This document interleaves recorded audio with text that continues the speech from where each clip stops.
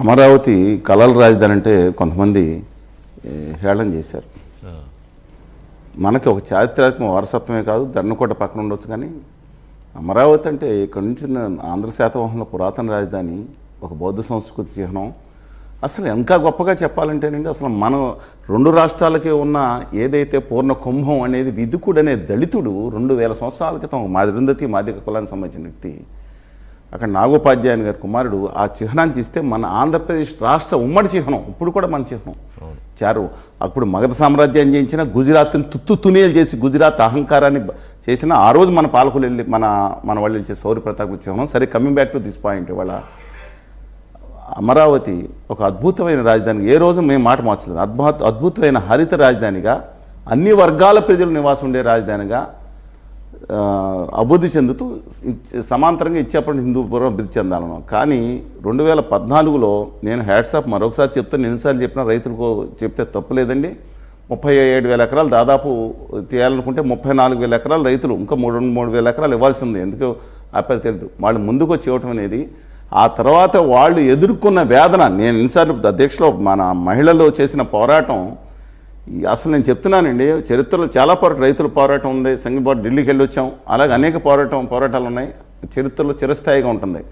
దురదృష్టవశాత్తు ఇంకా కేసులు, మొన్న మా మీద ఉన్న అమరావతి కేసు ఒకటి కొట్టడం జరిగింది హైకోర్టులో, ఇంకా మహిళల మీద కేసులు ఉన్నాయి. సరే, అది చూసుకోమని చెప్తున్నాను, ప్రభుత్వం తొందరగా తీయాలి. సరే, ఇవాళ అమరావతి గురించి దేశ చరిత్రలో మిగతా వాళ్ళు ఇచ్చి ఉండొచ్చు, కానీ ఎలాంగ్ విత్ సింగపూర్ తిరిగినా సరే, ఇతర మేము యూరోప్ తిరిగినా సరే, ఈ దేశంలో 30 మంది నిపుణులతో కలిపి మేము రిపోర్ట్ ఇచ్చాం.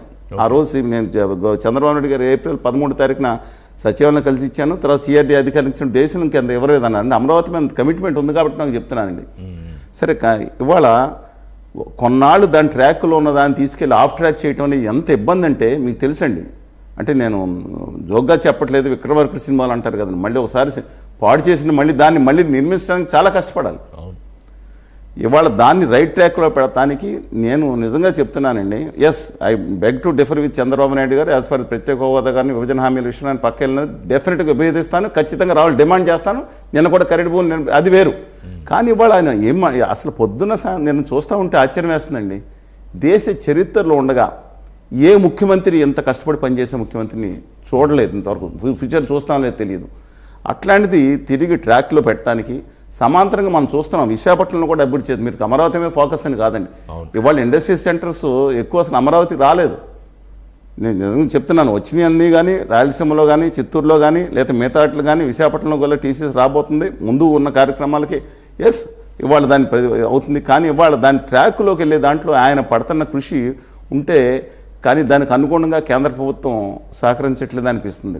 1,433 crores అండి. నేను చెప్తున్నా చిన్న విషయం, దయచేసి మిగతా వాళ్ళు పెద్దలు ఉన్నారు, వారు నోట్ చేసుకుంటే వారు వివరణ ఇవ్వటానికి. అమరావతి మొత్తం క్యాపిటల్ సిటీ 81,300 కోట్లు ప్రతిపాదిస్తే 50,552 కోట్లు పనులకు టెండర్లు సబ్జెక్టు కరెక్షన్ ఇస్తే ఇవాళ 37,000 కోట్లకి టెండర్లు ఆమోదించబడ్డాయి. తర్వాత 64,000 కోట్లు క్లియరెన్స్. సరే, ఇవాళ 22,607 కోట్లు సిఆర్డీఏ పనులు, 15,095 కోట్లు ఏడీసీ పనులు ప్రారంభ దశలు ఉన్నాయి.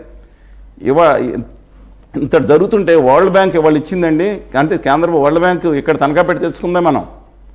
కేంద్ర ప్రభుత్వం 15,000 కోట్లు ఇస్తానని చెప్పిన గ్రాంట్ అని ఏదైతే చెప్పారో గవర్నీలు పురంధేశ్వరి గారు, వాళ్ళిద్దరూ కూడా సీఎం రమేష్ గారు కొండలు బద్దలు కొట్టి చెప్పారు. ఇంతవరకు 4 సంవత్సరాలు చేస్తున్నారు, 4 సంవత్సరాలు 60,000 కోట్లు గ్రాంట్ రావాలి.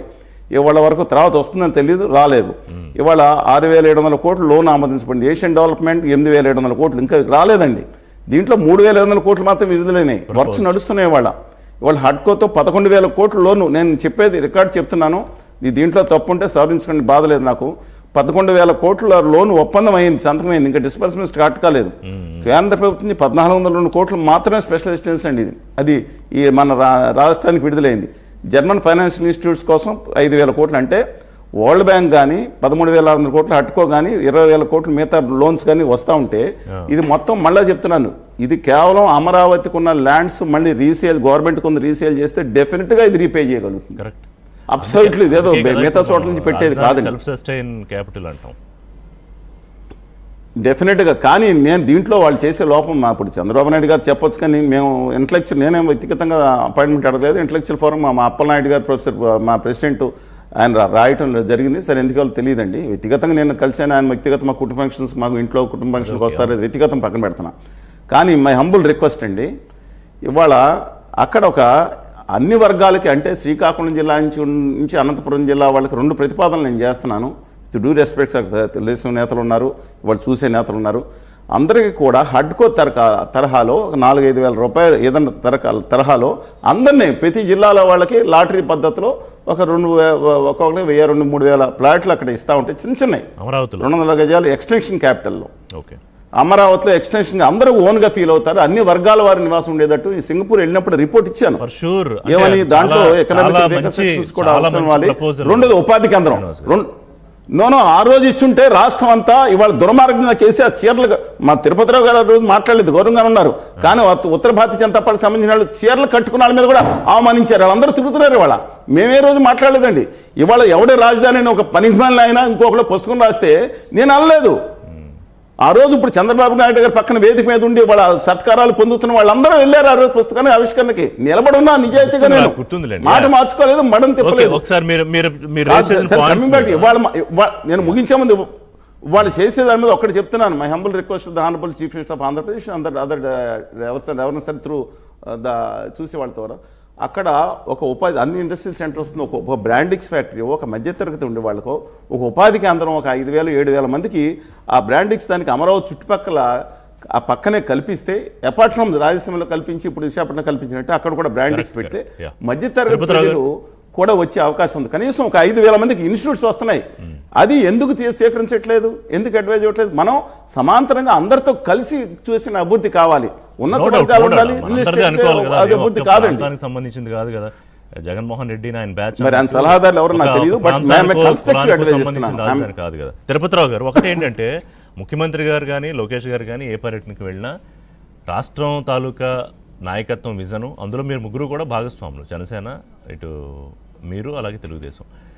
అది చెప్తూనే ప్రధానమంత్రి పూర్తి సహాయం